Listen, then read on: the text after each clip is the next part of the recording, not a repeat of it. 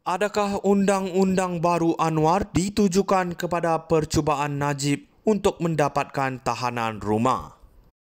Kenyataan mengenai undang-undang baru yang ingin diperkenalkan oleh Perdana Menteri Anwar Ibrahim yang membenarkan tahanan rumah sebagai hukuman alternatif memang memicu pelbagai spekulasi dan reaksi di kalangan netizen. Ada yang melihat langkah ini sebagai satu usaha untuk memberikan kelegaan kepada bekas Perdana Menteri Najib Razak yang masih terperangkap dalam kes 1MDB yang sangat kontroversial. Satu perkara yang jelas, ramai yang beranggapan bahawa pengumuman ini mungkin lebih daripada sekadar inisiatif reformasi sistem keadilan. Ia mungkin juga merupakan satu langkah politik yang strategik. Dengan latar belakang Najib yang kini berhadapan dengan pelbagai pertuduhan, idea mengenai tahanan rumah seakan-akan memberi gambaran bahawa ada ruang untuk kemudahan bagi mereka yang terlibat dalam kesalahan berat, terutama mereka yang berada dalam kalangan elit politik. Kritikan daripada ahli politik seperti Hassan Karim adalah berasas. Membincangkan isu tahanan rumah dalam ucapan belanjawan boleh dianggap sebagai satu pengalihan perhatian daripada isu-isu lebih mendesak yang melibatkan ekonomi dan pengurusan kewangan negara.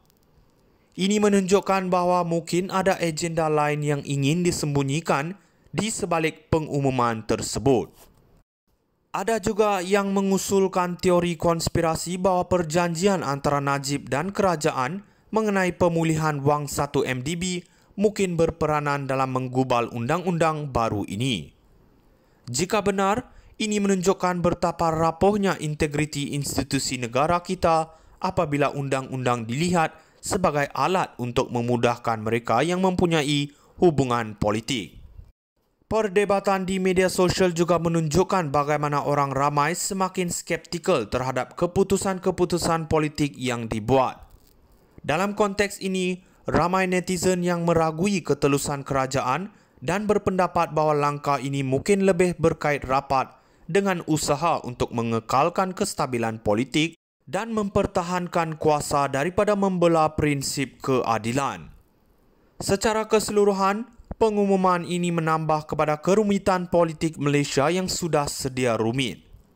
Dengan spekulasi dan teori yang berkembang, kita dapat melihat betapa ketidakpastian ini bukan sahaja menggambarkan keadaan politik semasa, tetapi juga mencerminkan kerisauan rakyat terhadap keadilan dan integriti dalam sistem. Ini adalah satu peringatan bahawa setiap langkah yang diambil oleh pemimpin haruslah diperhalusi dan dinilai oleh rakyat yang memberi mandat kepada mereka. Adakah undang-undang baru Anwar ditujukan kepada percubaan Najib untuk mendapatkan tahanan rumah? Kenyataan mengenai undang-undang baru yang ingin diperkenalkan oleh Perdana Menteri Anwar Ibrahim yang membenarkan tahanan rumah sebagai hukuman alternatif memang memicu pelbagai spekulasi dan reaksi di kalangan netizen. Ada yang melihat langkah ini sebagai satu usaha untuk memberikan kelegaan kepada bekas Perdana Menteri Najib Razak yang masih terperangkap dalam kes 1MDB yang sangat kontroversial. Satu perkara yang jelas, ramai yang beranggapan bahawa pengumuman ini mungkin lebih daripada sekadar inisiatif reformasi sistem keadilan. Ia mungkin juga merupakan satu langkah politik yang strategik. Dengan latar belakang Najib yang kini berhadapan dengan pelbagai pertuduhan, idea mengenai tahanan rumah seakan-akan memberi gambaran bahawa ada ruang untuk kemudahan bagi mereka yang terlibat dalam kesalahan berat, terutama mereka yang berada dalam kalangan elit politik.